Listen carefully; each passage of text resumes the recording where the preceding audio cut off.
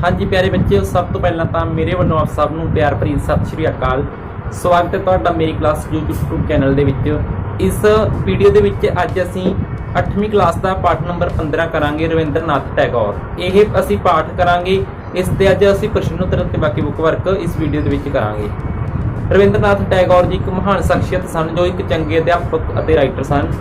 उन्हां द्वारा लिखा गया राष्ट्रीय गान जन गण मन असीं अज भी प्रेयर समय जो सवेर की असैंबली होंदी है उहदे गाया जाता है। इस पाठ के रविंद्रनाथ की जीवनी बारे दस्सिया गया कि किस तरीके नाल उन्हां दा बचपन बीत्या, बचपन तो बाद वो किहड़ियां थावां ते घूमण लई गए, किस तरीके नाल उन्होंने अपनी रचनावां लिखियां, उस तो बाद उन्होंने पुरस्कार भी मिलिया अते उन्होंने किस तरह स्कूल खोलिया। ये जिहड़ा स्कूल से बड़ा अजीब स्कूल से, इस बारे भी असीं वीडियो के अंत विच तुहानूं दस्सांगे।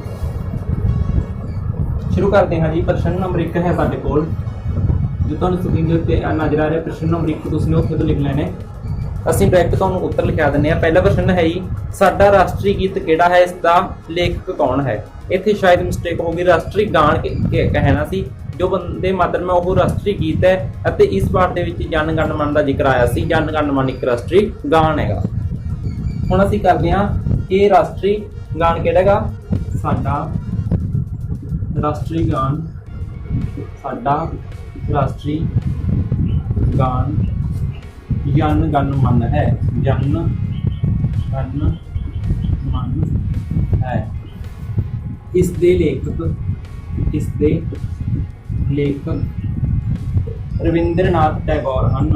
रविंद्रनाथ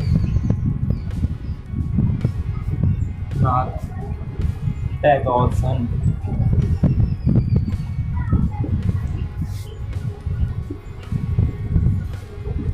प्रश्न नंबर 2 तो स्क्रीन के उत्ते नजर आ रहेगा। रविंद्रनाथ टैगोर का जन्म कदों अते कित्थे होया, उन्हां दा बचपन किवें बीत्या। रविंद्रनाथ टैगोर का जन्म 7 मई 1861 ईस्वी नूं रविंद्रनाथ इत्थे उस तरीके नाल रविंद्रनाथ दा जन्म 7 मई 1861 ईस्वी नूं कोलकाता विखे होया। कोलकाता विखे होया। उन्हां दा बचपन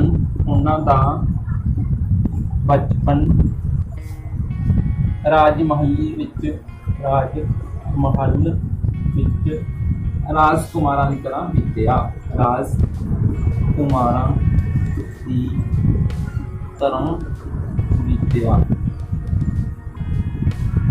इस तरीके से सेकंड क्वेश्चन भी लिख लेना है।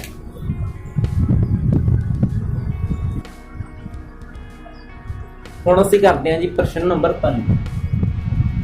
प्रश्न नंबर 3 है जो स्क्रीन के उत्ते नजर आ जाएगा। असीं डायरैक्ट इसदा उत्तर लिख लेने आ। प्रश्न नंबर 3 है जी, रविंद्रनाथ टैगोर ने किवें अते कित्थों विद्या प्राप्त की। टैगोर जी स्कूल ना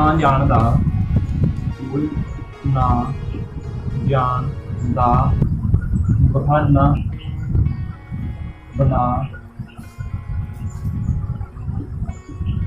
दिंदे सन। इसलिए उसके माता पिता ने उसकी पढ़ाई का प्रबंध कर दिता। यह सी विद्या बारे। हुण असीं चलते हैं जी प्रश्न नंबर 4 ते। प्रश्न नंबर 4 है साडे कोल, रविंद्रनाथ टैगोर अपने पिता नाल पंजाब कदों आए, इत्थों दे माहौल का उन्हां दे मन ते किहो जिहा प्रभाव पिया। उत्तर नंबर 4, रविंद्रनाथ जी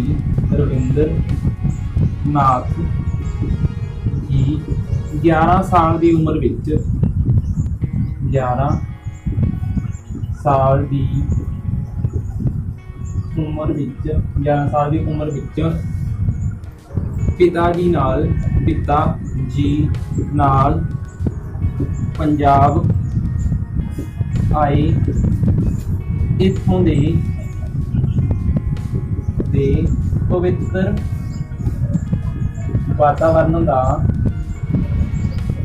ਵਾਤਾਵਰਨ ਦਾ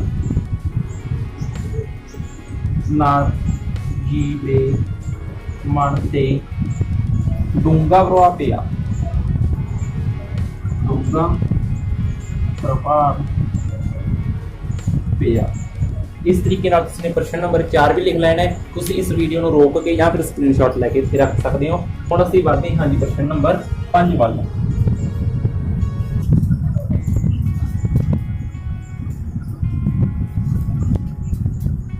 ਪ੍ਰਸ਼ਨ ਨੰਬਰ 5 ਹੈ ਸਾਡੇ ਕੋਲ। ਪ੍ਰਸ਼ਨ ਤੁਹਾਨੂੰ ਸਕਰੀਨ ਦੇ ਉੱਤੇ ਨਜ਼ਰ ਆ ਜਾਵੇਗਾ ਕਿ ਟੈਗੋਰ ਨੇ ਆਪਣੀਆਂ ਰਚਨਾਵਾਂ ਕਿਹੜੀ ਭਾਸ਼ਾ ਵਿੱਚ ਲਿਖੀਆਂ ਅਤੇ ਉਹਨਾਂ ਦੇ ਜੋ ਪ੍ਰਸਿੱਧ ਰਚਨਾਵਾਂ ਸਨ ਉਹਨਾਂ ਦੇ ਨਾਮ ਲਿਖੋ।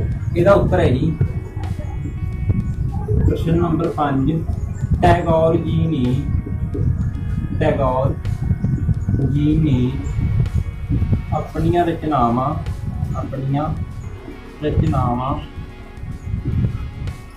ਬੰਗਲਾ ਭਾਸ਼ਾ ਵਿੱਚ ਲਿਖੀਆਂ।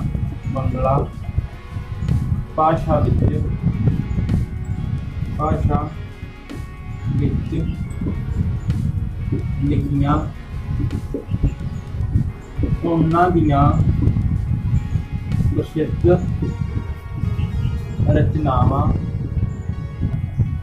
ਦੀਆਂ ਪ੍ਰਸਿੱਧ ਰਚਨਾਵਾਂ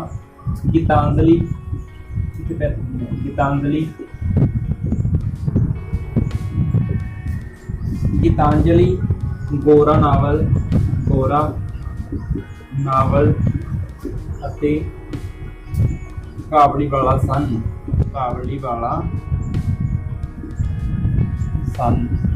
ਇਹ ਕਾਬਲੀਵਾਲਾ ਹੀ ਕਾਫੀ ਮਸ਼ਹੂਰ ਹੈ ਜੋ ਸਲੇਸ ਦੇ ਵਿੱਚ ਜਿਹੜੀ ਸ਼ਾਇਦ ਤੁਸੀਂ ਇੱਕ ਅੱਧੀ ਵਾਰ ਤਾਂ ਪੜ੍ਹ ਵੀ ਚੁੱਕੇ ਹੋਵੋਗੇ। ਇੰਗਲਿਸ਼, ਪੰਜਾਬੀ, ਹਿੰਦੀ ਲਗਭਗ ਤਿੰਨੋਂ ਲੈਂਗੁਏਜ ਦੇ ਵਿੱਚ ਇਹ ਸਲੇਸ ਦੇ ਵਿੱਚ ਆ ਜਾਂਦੀ ਹੈ। ਕਾਬਲੀਵਾਲਾ ਕਹਾਣੀ ਇਹ ਵੀ ਬਹੁਤ ਪ੍ਰਸਿੱਧ ਸਨ। ਇਹ ਤੁਸੀਂ ਵੀਡੀਓ ਨੂੰ ਬੈਕ ਕਰਕੇ ਜਾਂ ਫਿਰ ਸਕਰੀਨਸ਼ਾਟ ਲੈ ਕੇ ਲਿਖਿਆ ਕਰੋ ਜੀ। ਅਗਲਾ ਪ੍ਰਸ਼ਨ ਹੈ ਸਾਡੇ ਕੋਲ ਰਵਿੰਦਰਨਾਥ ਦੀ ਸਭ ਤੋਂ ਪ੍ਰਸਿੱਧ ਰਚਨਾ ਕਿਹੜੀ ਸੀ?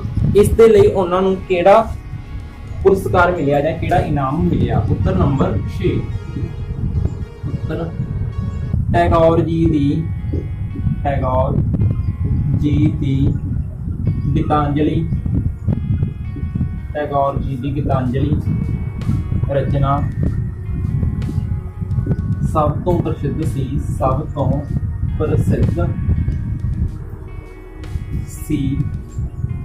ਇਸ ਲਈ ਉਹਨਾਂ ਨੂੰ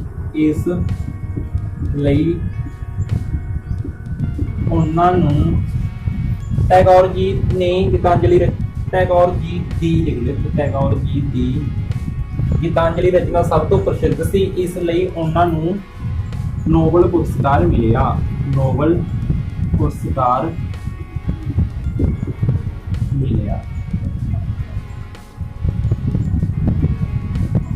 ਪ੍ਰਸ਼ਨ ਨੰਬਰ 7 ਵੱਲ ਵਧਦੇ ਹਾਂ ਜੀ। ਹੁਣ ਅਸੀਂ ਸ਼ਾਂਤੀ ਨਿਕੇਤਨ ਬਾਰੇ ਤੁਸੀਂ ਕੀ ਜਾਣਦੇ ਹੋ? ਜਿਵੇਂ ਤੁਹਾਨੂੰ ਸ਼ੁਰੂ ਦੇ ਵਿੱਚ ਦੱਸਿਆ ਸੀ ਕਿ ਬੜਾ ਅਜੀਬ ਸੀ। ਇਹ ਸ਼ਾਂਤੀ ਨਿਕੇਤਨ ਇੱਕ ਸਕੂਲ ਦਾ ਨਾਮ ਹੈ। ਇਹ ਸਕੂਲ ਸੀ ਜਿਹੜਾ ਇਹਦੇ ਵਿੱਚ ਕਮਰੇ ਨਹੀਂ ਸੀ। ਜਿਹੜੇ ਬੱਚੇ ਸੀ ਉਹ ਦਰਖਤਾਂ ਦੇ ਥੱਲੇ ਖੁੱਲੇ ਵਾਤਾਵਰਨ ਦੇ ਵਿੱਚ ਬੈਠ ਕੇ ਪੜ੍ਹਦੇ ਸੀ। ਉਹਨਾਂ ਦਾ ਮੰਨਣਾ ਸੀ ਕਿ ਕਮਰੇ ਦੇ ਵਿੱਚ ਨਾ ਸਿਰਫ ਬੱਚਾ ਉਹ ਥੋੜਾ ਸਿੱਖ ਸਕੇਗਾ। ਉਹਨਾਂ ਦੀ ਇੱਕ ਸੋਚ ਸੀ, ਉਹ ਇੱਕ ਚੰਗੇ ਦੇ ਸਨ। ਉਹ ਸੋਚਦੇ ਸਨ ਕਿ ਜੇਕਰ ਬੱਚੇ ਨੂੰ ਖੁੱਲੇ ਵਾਤਾਵਰਨ ਦੇ ਵਿੱਚ ਸਿੱਖਣ ਦਾ ਮੌਕਾ ਦਿੱਤਾ ਜਾਵੇ ਤਾਂ ਉਹ ਜ਼ਿਆਦਾ ਸਿੱਖ ਸਕੇਗਾ ਅਤੇ ਵਧੀਆ ਤਰੀਕੇ ਨਾਲ ਸਿੱਖ ਸਕੇਗਾ। ਇਸ ਲਈ ਉਹਨਾਂ ਨੇ ਸ਼ਾਂਤੀ ਨਿਕੇਤਨ ਨਾਂ ਦਾ ਸਕੂਲ ਖੋਲ੍ਹਿਆ ਸੀ। ਇਸ ਸਕੂਲ ਦੇ ਵਿੱਚੋਂ ਸਾਹਿਤ ਅਤੇ ਸੰਗੀਤ ਦੀ ਸਿੱਖਿਆ ਦਿੱਤੀ ਜਾਂਦੀ ਸੀ। ਪ੍ਰਸ਼ਨ ਇੱਕ ਵਾਰ ਰਿਪੀਟ ਕਰ ਦਿੰਦੇ ਹਾਂ ਅਸੀਂ। ਸ਼ਾਂਤੀ ਨਿਕੇਤਨ ਬਾਰੇ ਤੁਸੀਂ ਕੀ ਜਾਣਦੇ ਹੋ? ਅਸੀਂ ਕੀ ਲਿਖਾਂਗੇ? ਸ਼ਾਂਤੀ ਨਿਕੇਤਨ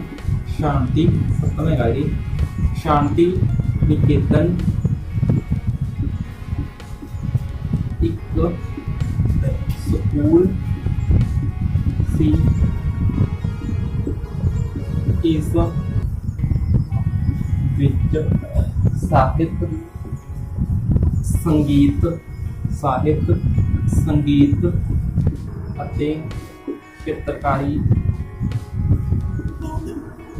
ਦੀ ਸਿੱਖਿਆ ਦਿੱਤੀ ਜਾਂਦੀ ਸੀ। इस तरीके नाल तुसीं ने ये प्रश्न कंप्लीट करना है। हुण चलदे हैं जी असीं 8वें सवाल दे वल। 8वां प्रश्न है साडे कोल कि जलियांवाले बाग दी घटना दा रविंद्रनाथ दे मन उत्ते की प्रभाव पिया सी। ये भी एक बड़ी अजीब गल हैगी कि उस समय जो अंग्रेज सन उन्होंने ने जलियांवाले बाग की घटना तुसीं सुनी होगी, उत्थे गोलियां चलवा दित्तियां सन। तो उस तो बाद उन्होंने मन उत्ते वो चीज़ का डूंगा प्रभाव पिया। तो उन्होंने अंग्रेज़ों तो गुस्से होकर उन्होंने मन में रोसा आ गया सी, इसलिए उन्होंने सर का खिताब की कहता सी वापस कर दिता सी। उन्होंने उपाधि मिली सी सर की, इसलिए उन्होंने सर की उपाधि सी जी वो वापस कर दी सी। उत्तर नंबर 8 जलियांवाले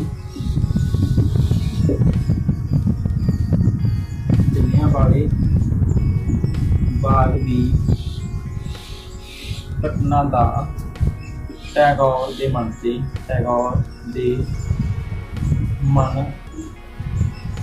लिखो। टैगोर के मन जलियांवाले बाग की घटना का टैगोर के मन में रोसा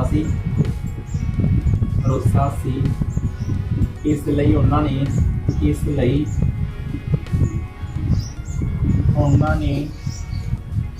सर की उपाधि वापस कर दी। इसलिए उन्होंने सर इन कॉमे वाले सर की उपाधि या कह सकते किताब वापस कर दी।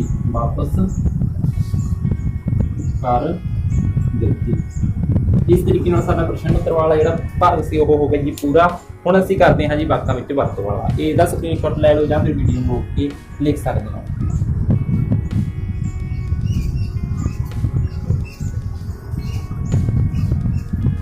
तीरथ पहला है सारे कोल पालन पोषण शब्द है। पालन पोषण ने पहला सी शब्द ही लिख लेंगे। पालन पोषण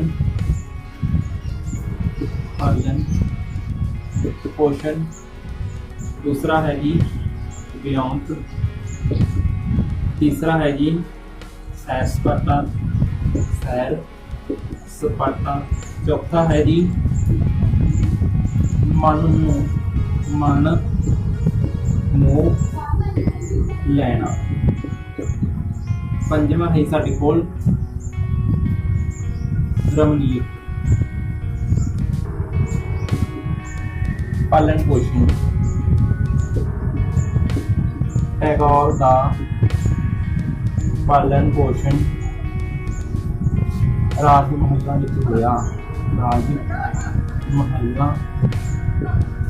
विच होया। इस तरीके नाल साडा पहला वाक है जिहड़ा हो गया पूरा। हुण असीं चलदे हां जी सैकंड वाक दे वल। व्योंत मैं सैर सपाटे की व्योंत बनाई। सैर सपाटे की व्योंत बनाई। देखो जी ये सैर सपाटा शब्द भी आ गया व्योंत। ये व्योंत लिए वरत सकते हैं, ये भी असं ये सेम वाक लिख लेना है। मन मोह लेना रमणीक मौसम ने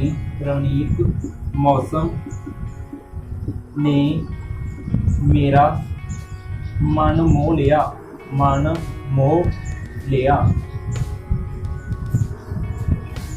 अगला इसका सेम हो जाएगा जी। हुण असीं चलते हैं जी अगला वाक है अंग संग अनुवाद। ये तुसीं स्क्रीनशॉट ले सकते हो या फिर वीडियो रोक के लिख सकते हो। हुण असीं चलते हैं जी अगले वाक वाल। अगला वाक है साडे कोल अंग संग।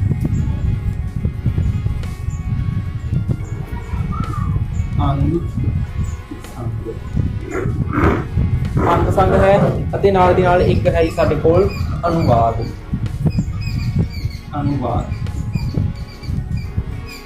परमात्मा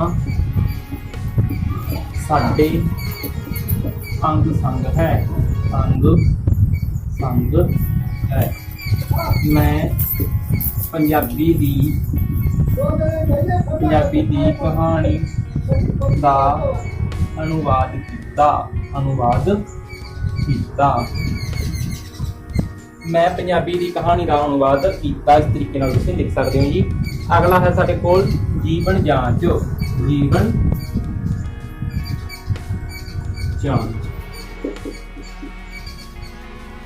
मैं गुरु जी तो जीवन जांच ਠੀਕ। ਇਸ ਤਰੀਕੇ ਨਾਲ ਸਾਡਾ ਇਹ ਪਾਠ ਕੰਪਲੀਟ ਹੋ ਗਿਆ ਹੈ। ਇਹ ਵੀਡੀਓ ਇੱਥੇ ਤੱਕ ਦੇਖਣ ਲਈ ਤੁਹਾਡਾ ਬਹੁਤ ਬਹੁਤ ਧੰਨਵਾਦ।